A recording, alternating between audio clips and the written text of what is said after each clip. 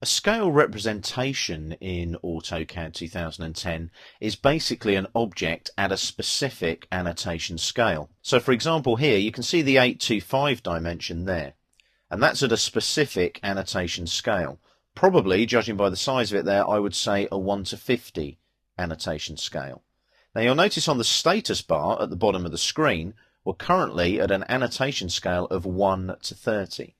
Now the reason I've set it to 1:30 is I'm going to dimension the main doorway here of the house, and that's going to show in a 1:30 viewport on the layout tab here. So if I go to the layout, the dimensions are going to show in this 1:30 viewport here.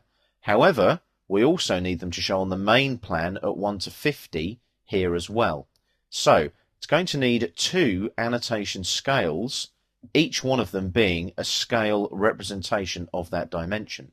So let's put a dimension in the model space. Let's just make sure we're on the right layer. There we go. We're on the annotative dimensions layer. I'm going to place a linear dimension. Notice annotation panel there on the home tab. So I'm going to go to this linear dimension here.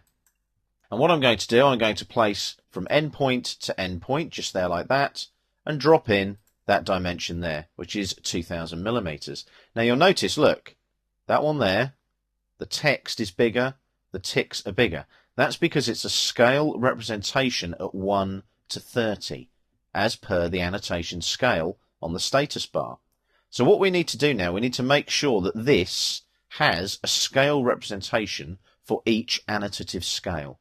So what I do is I click on the object, I then right click, and go to properties. Now I don't need to do that, remember, because if it's an annotative object, I should be able to go annotative object scale.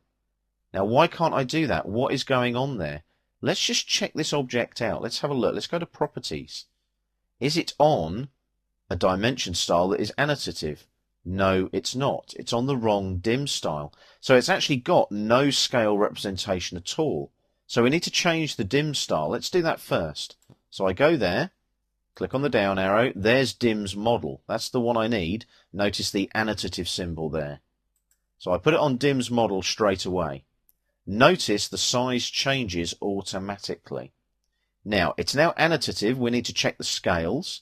So let's do that. So I click here, click on the button here. What scales have I got? I've only got 1:30. So if I OK that now, and what I will do as well is close the properties palette, and go back to my A1 landscape tab here, look, the dimension is showing in the 1:30 viewport here as a scale representation of that dimension. But there's nothing here in the 1:50 viewport. So I need to add that. So I go back to the model tab here, and I need to change the scale representation of this dimension. So I select it. The good thing is if I hover over it, again, there's the blue symbol. Now the check here is, look, it's only got one blue symbol. So it's only got one annotation scale associated with it. I click on it, I right click now, and what I need to do is go annotative object scale, and I need to go add delete scales. I've only got 1:30, so I click on add.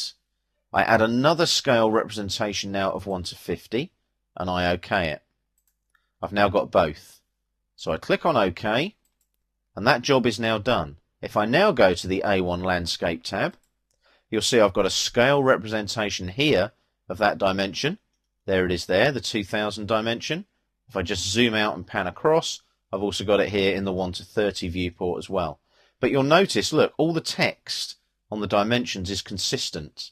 It all looks the same because I've got different scale representations in different viewports. So there's my 1:50 scale representation, and if I pan across, there's my 1:30 scale representation.